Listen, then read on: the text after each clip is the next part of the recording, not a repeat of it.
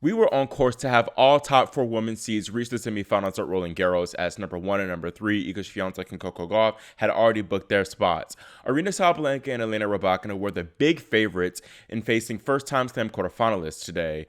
We instead have Jasmine, Paolini, and Mirra Andreeva dueling for a spot in their maiden major final. That's the unpredictability we've been missing from the WTA. Hi, my name is Christian Bassnight, and welcome to Christian's Court, where I cover tennis from all angles. Jasmine Paolini has continued her dream 2024 season with perhaps her biggest win to date, beating Elena Rybakina 6-2, 4-6, 6-4. Paolini really could have won this match in straight sets, which shows you how well she was playing and just how off Rybakina was. Paolini doesn't have a big serve by any means, and her second serve is pretty much a sitting duck. However, she remarkably won 16 out of 17 of her service points in the opening set and was 8 for 8 off points when she hit a second serve, which is incredible. Rybakina just did not step up and adequately pressure Paolini's second serve like she should have, which would have made a notable difference. Jasmine also had break points in all of Rybakina's service games, and honestly, that first set really could have been a bagel. Rybakina's service woes continued in the second set early on, but she did up her level on Paolini's return games as the two traded breaks for a lot of the remainder of the match. Jasmine was in prime position to really take this one in straight sets, being up 6-2, 4-3, 40-15 up a break. But I think the nerves of her playing for her first slam semifinal took over, and she succumbed and lost the remaining 3 games of the second set. Giving credit to Rybakina though, she did step up and she reminded us why she is indeed a Grand Slam champion. She really started to find the mark again on her ground strokes and on her serve too. The two could not hold serve to save their life in the first 4 games of the decider, but once Rybakina got that first hold of the third set to go up 3-2, I thought it was curtains for the Italian. Paolini responded very well though and did not drop serve for the remainder of the match. Elena, meanwhile, played a very sloppy service game at 4-all to relinquish that crucial break. I honestly think it's time we have an honest conversation about Rybakina. She is very talented, don't get me wrong, and she's won 3 500 titles this year, and she's had a great year, but she has not won a major in 2 years now. And I know that Grand Slams aren't, the only thing, but she also has not won a 1000 in over a year now. It makes me wonder, is there truly a big 3, between Iga, Aryna, and Elena? It might be more appropriate to call it a big 4 with Coco Gauff, as Gauff has done much more than Rybakina lately in terms of major achievements. Coco gets way too much hate and is constantly left out of the conversation of these great players in the WTA that we have right now. And yes, that head-to-head against Iga is not good, but she has a winning record against both Aryna and Elena, so put some respect on her name. Gauff is going to become the new world number 2 on Monday as well, so congratulations to her for reaching that new career high, and I dare one of y'all to say that she's undeserving. Now, time to talk about the winner today, Jasmine Paolini.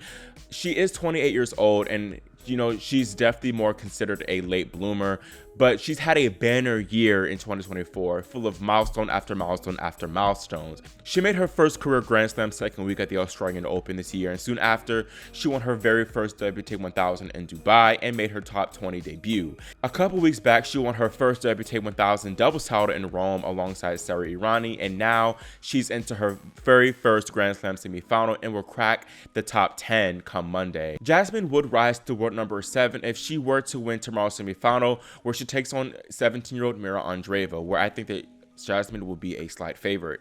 Mirra claimed the biggest win of her life thus far, beating world number 2 Aryna Sabalenka 6-7, 6-4, 6-4 in a topsy-turvy quarterfinal affair. Sabalenka got the early start here, and I thought it would be another routine Sabalenka demolition win as she dominated their two previous affairs, which were both on the clay in Madrid in 2023 and now 2024. She went up 3-1, and she had a couple of points to close and go up 4-1, but she fumbled. She struggled to close out that 5th game, and that's when we really started to see that something was off with her. She was not running for drop shots that didn't even land that far, close to the net. And a lot of times she stopped points midpoint thinking that the ball was out, but it was right on the line.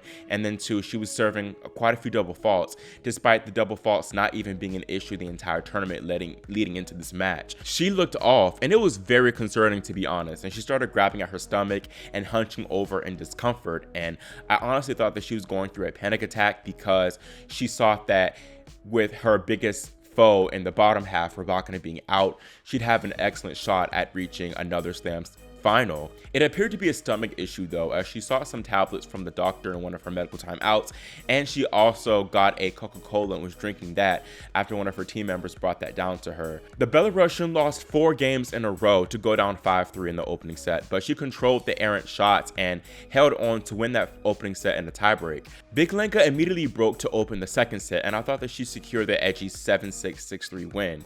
However, she got broken immediately and trailed for much of that second set until she got broken at 5-4 to then drop it. Aryna also struck first in the decider, got the first break to go up 3-2, but she played a horrible service game to relinquish that advantage immediately and fumbled numerous times whenever she had Andreeva in trouble. This is including the last game of the match, where she was unable to cash in on game point opportunities, giving Mirra the prime opportunity to close out the match.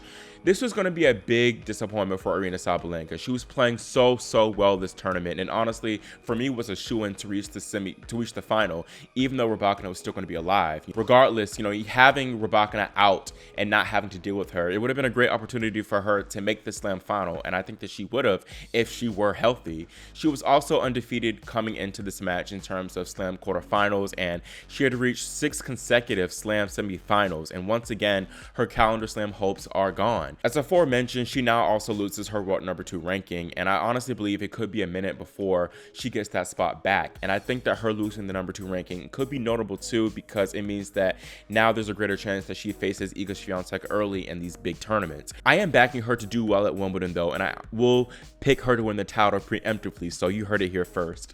Sabalenka would be fine, trust me, and all I have to say is get well soon to you, Sabalenka. I honestly was not impressed with Andreeva at first, to be honest. There were a lot of double faults at the beginning coming from her end, and a lot of her success earlier was just due to Sabalenka being totally out of it. But she definitely earned that win for sure. Sabalenka did not play horribly for the second and third sets, but Mirra made her life hell and just made her work for every single point. And I just hate to play her, because one thing about Mirra, she's so intelligent and she's very Hingis-like because she's so smart out there on court, and her shot selection is bar none, to be honest. And she just gets so many balls back in play. There were countless times where Sabalenka had her stretched out wide and really would have won points against so many other people. But Mirra is so smart. She threw up the lobs and just was able to keep herself alive in these points and ultimately get herself to where she could finish with the drop shot or just draw the Sabalenka era. And I know that definitely had to do things mentally to Sabalenka, in addition to dealing with that whole stomach issue. Mirra is now guaranteed a new career high of 23 in the world, and she would rise to number 12 in the world, I believe, if she were to topple Paolini in tomorrow's semifinal. Now, looking ahead to that match briefly, I would give Jasmine the edge there because she has more power overall from her ground strokes, and I think that she will be able to better handle the occasion and Mirra's annoying game style. There will be lots of nerves in this matches. There will be lots of nerves, and I expect a lot of shifty moments here, as it will be both women's biggest match of the year of their lives. But I think that Paolini's greater overall experience in these moments and having that 1000 title, I believe, in her pocket will help her a lot in this one, and ultimately I will have her taking this one in 3 sets. Meanwhile, we have our 12th installment of Iga Swiatek versus Coco Gauff here at the Roland Garros semifinals. This will be their 3rd consecutive meeting here at the French, as Iga won their 2 previous encounters here in Paris in straight sets. They first played in the 2022 finals. Swiatek took that one 6-1, 6-3, and their 2023 quarterfinal match was a bit more competitive with the 6-4, 6-2 finish. The pair last played in last week's Rome semifinal, and Iga won that 6-4, 6-3. Coco's lone win against the Pole was in last year's Cincinnati semifinals, which she took in 3 sets. With the exception of that nail-biting second round affair that she had with Naomi Osaka, where she saved a match point, Iga has absolutely dominated the field. She's won 25 of her last 27 games played, as she double big with Anastasia Potapova in the 4th round and only dropped 2 games to reigning Wimbledon champion Marketa Vondrousova. Coco did not drop a set her first 4 rounds, but was tested a lot by Ons Jabeur in the quarters, rallying from a set down to claim her 2nd top 10 win of the season. I'm going to be frank, it will be a very steep uphill battle for Coco to beat Iga in this one. I am not that pleased, being transparent, with her form from yesterday against Ons. It was very scrappy, and it's of course great that she prevailed through all the adversity she faced, but being real, she could not play like this if she wants a shot against Iga in making this competitive, or else it's going to be a demolition. The forehand declined and was pretty shaky as well. You know, she shanked it a lot more, and overall the depth was not there, and it needs to be on. It needs to be much sharper against Iga. Aggression is the name of the game for Coco when facing Swiatek. She really took it to her in their Cincinnati match, which of course paid off well, which is why she won. Swiatek will not be giving Gauff any freebies like Ons did, so she needs to take it to her as much as possible. I think that she played an excellent match against Swiatek in their Rome semifinals a couple weeks back, even though she lost in a straight set. She went pound for pound very well with the world number one for the most part, and it wasn't a big discrepancy as we were accustomed to where Iga's just going so hard to the Gauff forehand and is able to exploit it.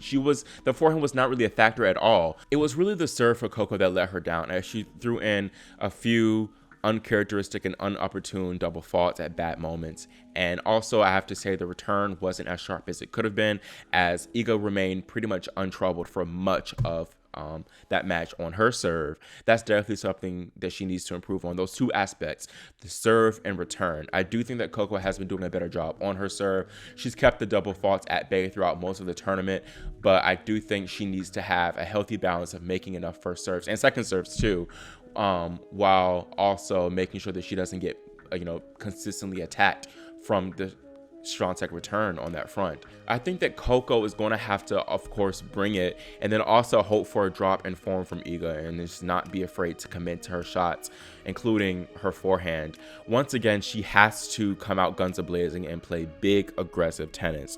But even still, if she does that, I'm not sure if that's enough for Coco to get the job done.